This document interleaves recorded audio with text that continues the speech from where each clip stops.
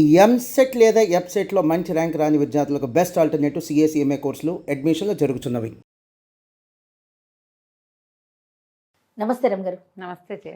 ఒక సాధారణమైన ప్రశ్న మీ ముందు పెడతాను.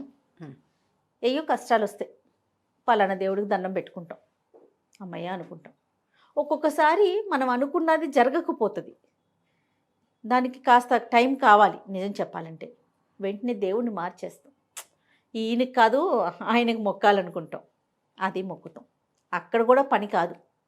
అంటే మనం ఎలా అంటే అంత క్విక్గా అయిపోవాలి. మనకి ప్రతిదీ కూడా క్వశ్చన్ ఆన్సర్ లాగా సమస్యలు కూడా అలానే తీరిపోవాలని కోరుకుంటాం.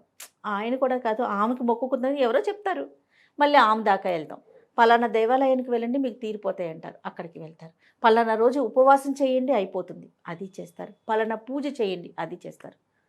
మొత్తానికి దేవుణ్ణే మార్చేస్తారు అమ్మగారు. ఇలాంటివి మనం ఎక్కువగా చూస్తూ ఉంటాం. నేను ఆయనకి దండం పెట్టుకున్నా, ఈయనకి దండం పెట్టుకున్నా, ఆవిడకి దండం పెట్టా, కానీ నా సమస్యలే తీరట్లేదు అని. అసలు కష్టం వచ్చినప్పుడు ఎలా గట్టిగా ఉండాలి, దిటువుగా ఉండాలి, ఏం చేయాలి? ఇది సాధారణమైన ప్రశ్న జయ. నువ్వు అన్నది కరెక్ట్, చాలా సాధారణం. ఇప్పుడు మనం ఏ జాతకమో చదవాయిస్తాం ఎవరో ఒకళ్ళ దగ్గరికి వెళ్ళి, మీకు రాహులో తేడా ఉంది, దుర్గాదేవికి చేసుకోండి అని చెప్తారు. దుర్గాదేవికి చేసుకోండి అంటే నువ్వు రోజు పెట్టుకునే వెంకటేశ్వర స్వామికి వెంకన్నకి జయ బాలాజీ అంటాము, గోవిందా గోవిందా మానేయమని కాదు. ఈమె గోవిందా అనుకుంటూ అమ్మ తల్లి బంగారు తల్లి అనాలి మీరు.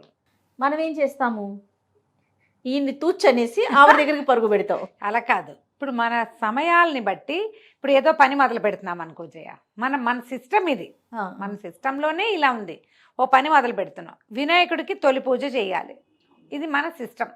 మిగిలిన వాళ్ళందరినీ వదిలేసి వినాయకుడు కాడు. వినాయకుడు మొదట చెప్పి తర్వాత మిగిలిన వాళ్ళందరినీ నీ రోజువారీ నువ్వేం చేసుకుంటావో అవంతా చేసుకో.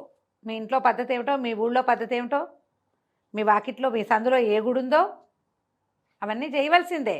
అవి మానేయటానికి వీల్లేదు. నువ్వు ఐరన్ రిచ్ ఫుడ్ అంటే బీట్రూట్ తినమంటే బీట్రూట్ ఒకటే తినమని నీకు అడిగింది, నీకు చెప్పింది. మిగతా వాటితో పాటుగా అన్నం పప్పు పులుసు కూర పచ్చడి అవి ఇవి వేసుకుంటూ రోజు కాస్త బీట్రూట్ చేర్చుకొని అయినా ఐరన్ పెరుగుతుంది అని చెప్పారు. ఎంత మంచి ఎగ్జాంపుల్ చెప్పారండి. అంతే. ఇక వినాయకుడు కాకుండా ఇంకా మనకేంటంటే గ్రహదోషాల వల్ల ఫలానా గ్రహానికి ఏదైనా చేయాలంటే మన రోజువారీ వ్యవహారంతో పాటు మన రెగ్యులర్ దండంతో పాటు ఈ గ్రహశాంతి కోసం మనం ఒక ప్రత్యేకమైన విధానాన్ని యాప్ చేయాలి. ఇది పద్ధతి. ఏమీ పని అవటం లేదండి, ఎక్కడికి వెళ్ళినా ఏం అవట్లేదండి, ఏదైనా మంచి మాట చెప్పండి అని అడుగుతారు. రాముల వారి సీజన్ ఇప్పుడు, రామరక్షా స్తోత్రం చదువుకోండమ్మా అని చెప్తాం. రామరక్షా స్తోత్రం ఒక 40 రోజులు చదువుతారు, పని అవుతుంది. పని అయ్యాక సాధారణంగా రామరక్షా స్తోత్రం ఇంకా చాలు అని మానేసేవాళ్ళు ఒక 50% ఉంటే, అలవాటు అయిపోయింది వదిలేస్తే రాముడు ఏమంటాడోనని అది కూడా కంటిన్యూ చేస్తారు కొంతమంది. అది అలా రోజువారీ అలవాటు అయిపోయింది, ఇంకెందుకు మానేయడం, అది కూడా చదువుకుంటాం. అక్కడి నుంచి ఇంకొకటి ఏదో వస్తుంది, రేపు దసరాలు వస్తాయి, దుర్గమ్మ వారిని గొలుస్తాం 10 రోజులు. దుర్గమ్మ వారితో పాటుగా రోజువారీ మీ అర్చనలో శివుడు ఉంటే శివుడు, వెంకటేశ్వర స్వామి ఉంటే వెంకటేశ్వరుడు, రాముల వారు ఉంటే రామరక్షా స్తోత్రం, కృష్ణుడు ఉంటే వసుదేవ సూతం దేవం, అంతే. ఇవన్నీ అయ్యి జేజికి ప్రత్యేకంగా చేసుకుంటాం. ఆమె సమయం కాబట్టి ఇది పద్ధతే, దాంట్లో ఏ తప్పు లేదు. నీ దేవుణ్ణి మార్చేయటం అంటే ముందు చూడు, వీళ్ళని వదిలేసి వాళ్ళని పట్టుకుంటామన్నది అది తప్పు. వదలకూడదు, ఇది ఉంచుకుని దాన్ని పట్టుకో. ఎక్స్ట్రా మనకి కావాలి. నువ్వు ఇది వదిలేయి, నువ్వు దాన్ని పట్టుకో అని చెబితే, మీ అమ్మా నాన్నని వదిలేసి ఇంకో అమ్మా నాన్నని తీసుకో అని చెప్తే నువ్వు ఒప్పుకుంటావా? అస్సలు. అదే మనకి ఇండియాలో జరుగుతున్న సిస్టమ్ అదే. ఎవరైనా నీకు ఒక మంచి మాట, ఇప్పుడు నేనున్నా జయ, నేను నీకు బోల్డ్ అని మంచి మాటలు చెప్తా, నా సలహాలు బోల్డ్ ఉంటాయి, ఎక్కువ భాగం నేను సలహాలు చెప్తూ ఉంటాను. నీకు ఏదైనా ఇబ్బంది వచ్చినా ఇలా అయిందా అలా అయిందని నాకు చెప్తావు. మీ అమ్మని వదిలి నాకు చెప్తావా జయ? కాదు. అమ్మకి చెప్పి అమ్మతో మాట్లాడుకుంటావు, అమ్మ సలహాలు ఉంటాయి, అమ్మే నిన్ను అన్ని రకాలుగా చూసుకుంటుంది, నేను ప్లస్ అమ్మని కదా. ఎవరైనా అంతే కదా. అంతే కదా అమ్మగారు. మన తల్లిదండ్రులకి అక్క చెల్లెలకి అయినాక కదా మనం బయటకు వస్తాం. అదే. ఇప్పుడు అమ్మని వదిలిపెట్టి ఇంకో అమ్మని తీసుకోవటం అనేది ఎలా ఉంది, బాగుందా వినడానికి? నీ దైవాన్ని వదిలిపెట్టి ఇంకో దైవం తీసుకోవటం అంటే ఏమిటి అర్థం? సొంత అమ్మ నాన్నని వదలవు, నువ్వు నీ అమ్మ నాన్నని వదలవు, కులం గోత్రం నీవేవేవి వ్యవహారాలు ఉంటాయో, పేరు వెనకాల తోకలేముంటాయో అవేవి వదలవు. ఏమిటి నీ దైవారాధనలో నువ్వు చేసేటువంటి సాధారణమైన క్రియలు ఏ ఉన్నాయో అవి మానేసి దీన్ని పట్టుకో అని చెప్పడం తప్ప కాదా? ఆలోచించండి. మీ అమ్మ నాన్నని వదలవు, నీ రక్త సంబంధం వదలవు, ఏది నీ బ్లడ్ గ్రూప్ మార్చుకుంటావు నువ్వు? మారదే, బ్లడ్ గ్రూపులు మారవు, నీ కులం గోత్రం మారదు, బాంధవ్యాలు మారవు. అవన్నీ నువ్వు ఉంచుకున్నప్పుడు దైవం ఎందుకు మారతాడు? ఎందుకు మారాలి? నువ్వు మారితే కానీ నేను నిన్ను తీసుకోను అనేవాడు అసలు దైవమా? అవతలవాడు భగవంతుడా? వదలమనేవాడు దేవుడు ఎలా అవుతాడమ్మా? పట్టుకునేవాడు కదా దేవుడు అంటే. నిన్ను పట్టుకుని నీతో పాటు ఉండేవాడు దైవం, నీ లోపల ఉన్నవాడు దైవం. నువ్వు ఇది వదిలే, నేను నిన్ను చూస్తా అంటే ఏమిటది? ఉద్యోగం వదిలేసినట్ట. అలా ఎలాగా? పోనీ నువ్వు ఉద్యోగమే వదిలేస్తావు. ఏది నీ గ్రాడ్యుయేషన్లు పాడిపోళ్ళని ఉంటాయి, డిగ్రీలు, వాటిని వదులుతావు? అవి వదలవుగా. నువ్వు చేసే తాత్కాలిక క్రియ వదిలేస్తావు. దైవారాధన తాత్కాలిక క్రియ కాదు, కాదు. నువ్వు ఇప్పుడు నేర్చుకున్నావు దండం పెట్టడం, కానీ నీ జాతిలో ముందు నుంచి ఉందిగా. ముందు నుంచి మీ జాతికి ఒక విధానం ఉంది. నువ్వు చేసినా చేయకపోయినా నీది అదే కదా. అవును కదా. నీ ఇంటి పేరు నువ్వు పెట్టుకోవాలా, నీ పేరు వెనకాల ఏదైనా తగిలించుకున్నది నువ్వు పెట్టుకోవాలా. నీకు అది పెట్టిన వాళ్ళు ఎవరు? నీకు అది ఎట్లా వచ్చింది? దాంతోటే నీ దైవం కూడా వచ్చాడు. నువ్వు దానికి ప్లస్ ప్లస్ ప్లస్ ఎన్ని ప్లస్లైనా వేసుకొని ఇష్టం. ఇది మైనస్ చేసి ఇంకొకటి ప్లస్ చేయడానికి వీల్లేదు. నీది ఉంచుకుని ఏమైనా వేసుకో, ఎక్కడికైనా వెళ్ళు, ఏ దేవాలయానికే వెళ్ళు. నువ్వు ఇతరులు పూజించేటువంటి లేదా ఇతరులు ప్రార్థించే ప్రార్థనా స్థలాలని కూడా నువ్వు చూడొచ్చు, కానీ నీ సొంత ప్రార్థనని వదిలిపెట్టి మాత్రం కాదు. ఇది వదిలి మా దగ్గరికి రా అని ఎవరైనా పిలిస్తే అది తప్పు. నిన్ను గోతులో దింపుతున్నట్టు అర్థం. నువ్వు రెండిటికి చెడ్డ రేవడి అవుతావు. స్వధర్మ నిధనం రాదు నీకు. నీది చేత కాదు, పైదానికి భయం వేస్తుంది. ఇంకెందుకు? ఏది చేతకపోయినా నీవాడు నిన్ను ఉంచుకుంటాడు, నిన్నేం కాదండు, నీకేం రాదు, నువ్వేం చేయవు. కానీ ఎప్పటికీ స్వధర్మ నిధనం అవసరం కదా రమ్మగారు? ఎప్పటికీ ఎప్పటికీ జీవితాంతం, మన ప్రాణం ఉన్నంత వరకు, చచ్చేదాకా జయ, ఇదే కరెక్ట్ పదం. అంతే. నువ్వు చచ్చేదాకా స్వధర్మ నిధనం చేస్తే చచ్చిన తర్వాత ఆ ధర్మం నీ వెనకాల పడొస్తుంది. నువ్వు ఇటు అది చేయవు, ఇది రాదు నీకు, ఏమిటో వెళ్తావు అందులోకి. చేత కాదు, ఎందుకు వచ్చినుకోవాలా? దైవాన్ని మార్చడం వల్ల నీకు ఉపయోగం ఏమీ లేదు, ఎవరో చేస్తూ. అందుకని ఇప్పుడు జయ ఇంత పెద్ద విషయం మాట్లాడతాం మనం బ్రీఫ్గా. జనరల్గా చూడు, మనము రోజువారీ ఏదో ఇంట్లో ఓం ఓం అనుకుంటాం, చేత వచ్చింది చేసుకుంటాం. దీపారాధన చేస్తే చేస్తాను, లేకపోతే తెలియదు. ఎవరి పద్ధతి ప్రకారం మా ఇళ్లలో విపరీతంగా చేసుకుంటాం. మా ఇంట్లో కూడా చేతకాని వాళ్ళు కొంతమంది ఉంటారు, కానీ భయం ఉండదు, మనకు తెలుసు. ఇప్పుడు కొత్తది ఏదైనా తీసుకున్నాం అనుకో, ఏమంటారు, ఎవరో చేసుకుంటున్నారు ఒక అద్భుతమైన వ్రతం, అనంత వ్రతం తీసుకుందాం. అనంత వ్రతం చేసుకోవాలనుకున్నాం, వాళ్ళు ఎవరింట్లోనో చూసాం, అబ్బాయి ఎంత బాగుంది, మనం కూడా చేసుకుందాం అనుకున్నాం. అడుగడుగు నా డౌట్లు వస్తాయి కదా, మరి ఫోన్ చేసేస్తాం వాళ్ళకి, ఇక్కడ ఇలాగైనా ఇంతేనా అదేనా పెట్టాలా వద్దా, ఏం చేయాలి. తెలిసిన వాళ్ళు ఎవరైనా ఒకళ్ళని అట్టి పెట్టుకోవాలని చూస్తాం. నీకు కొత్తగా చేసే రోజువారీ నీ పూజ చిన్న విధానం మారితేనే నీకు డౌట్ వస్తుంది. 100 అనుమానాలు రమ్మగారు. 100 అనుమానాలు వస్తాయి. ఏం దోషం జరిగిందో ఇలా అయింది అని నాలుగు పీక్కుని చచ్చిపోతాం దాని మీద. మీరు చేసేదే, మీదేం కొత్తది కాదు. అవే పువ్వులు, అదే పూజ, అదే దీపారాధన, అదే నైవేద్యం వండుకోవటం.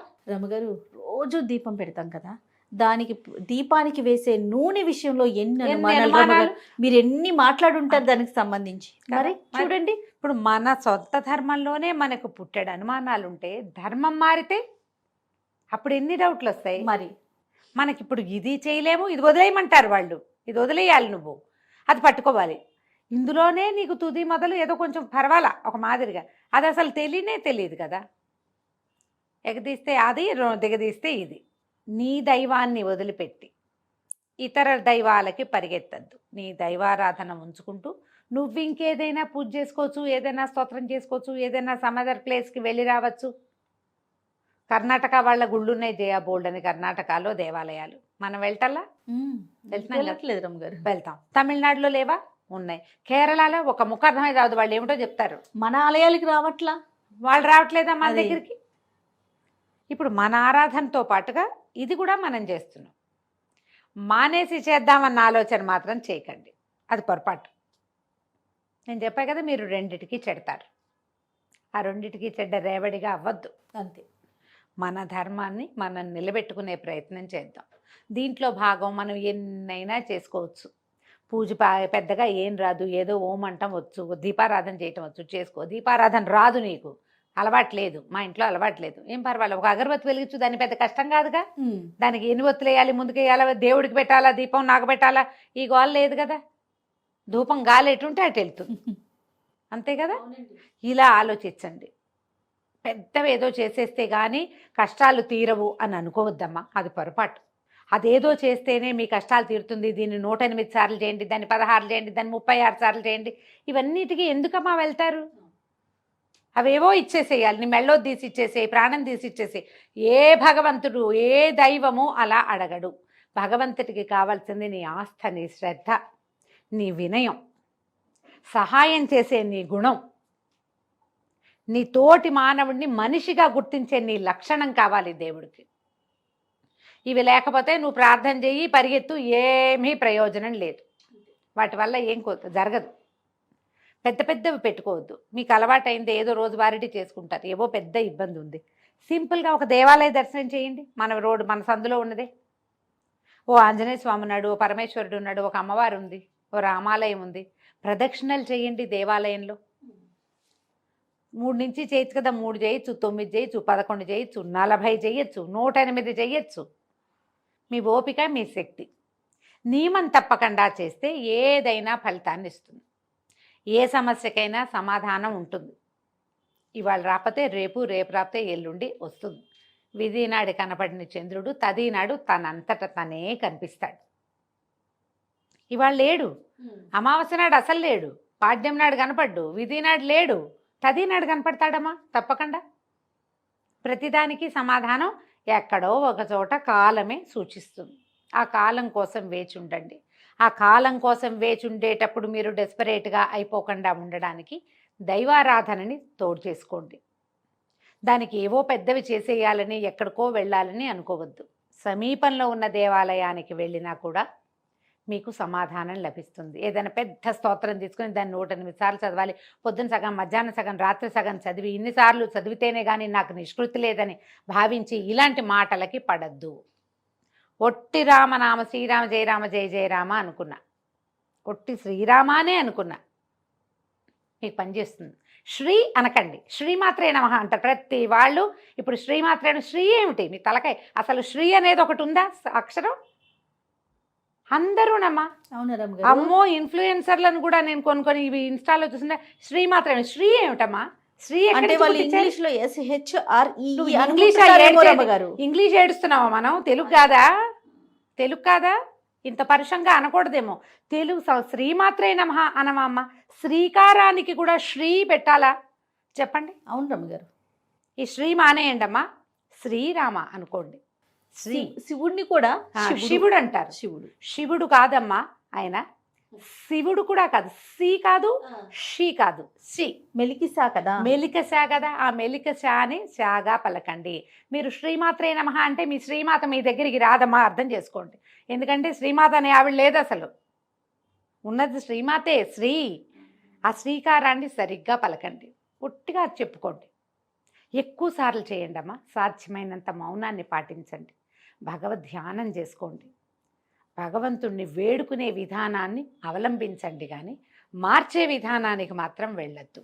ఓకే, మీరు మార్చిన స్వధర్మాన్ని విడిచి మాత్రం కాదు, అర్థం చేసుకోండి. చాలా బాగా. నమస్తే రమ్మగారు. నమస్తే చే